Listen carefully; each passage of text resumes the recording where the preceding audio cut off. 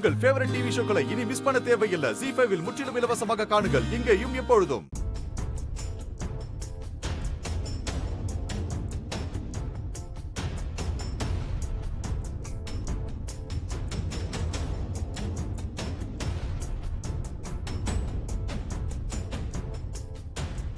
என்னடா இது? அதான் சொன்னேன்ல, ஜோசியரை கூப்பிட்டு ஜாதகம் பொருத்தம் பார்த்துட்டு இருக்காங்க. இது என்னடா புதுசா இருக்கு?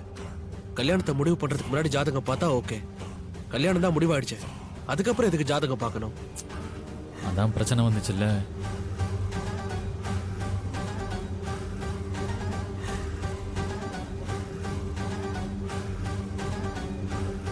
கரிகாலன் வானதியோட ஜாதகம் பரமசிவன் பார்வதி ஜாதகம் மாதிரி பிரமாதமா பொருந்தி இருக்கு.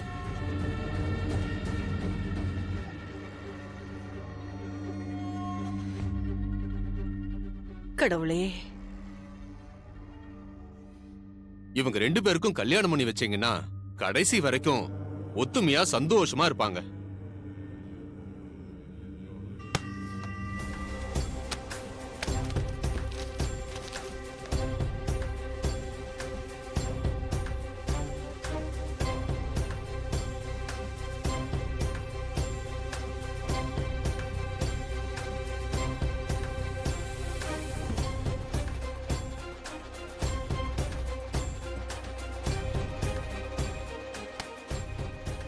அருள்நந்தினி 2 பேர் ஜாதகத்திலையும் முக்கியமான பொருத்தங்கள் எதுவுமே இல்ல.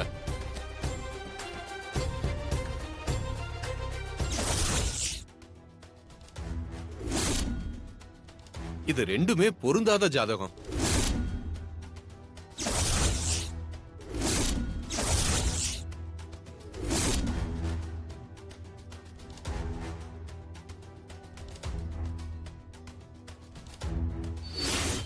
இவங்க 2 பேருக்கும் கல்யாணம் பண்ணி வச்சீங்கன்னா அவ்வளோ சிறப்பா இருக்காது. இதுக்கு வேற ஏதாவது பரிகாரம் இருக்கா? ஆமா, பரிகாரத்தால தோஷத்தோட தன்மையை குறைக்கலாம். ஆனா தோஷத்தையே நீக்கிட முடியாது. பரிகாரம் பண்ணி விதியை மாத்திர முடியுமா? நம்ம செய்யற பரிகாரம் இந்த ஜாதக கட்டங்களை மாத்திராது. வேணா கடவுள்கிட்ட போய் உங்க விருப்பத்தை சொல்லுங்க. கடவுளோட அனுகிரகம் இருந்துச்சுன்னா இந்த 2 பேருக்கும் கல்யாணத்தை நடத்தி வைக்க போறாரு.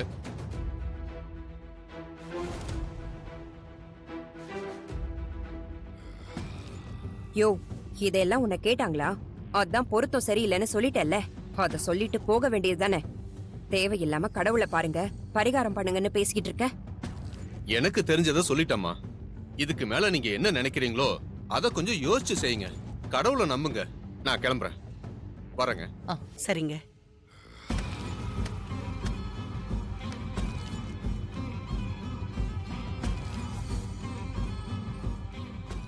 வரேங்கய்யா. சரி வாங்க. வரேம்மா, வாங்க. வரேங்க.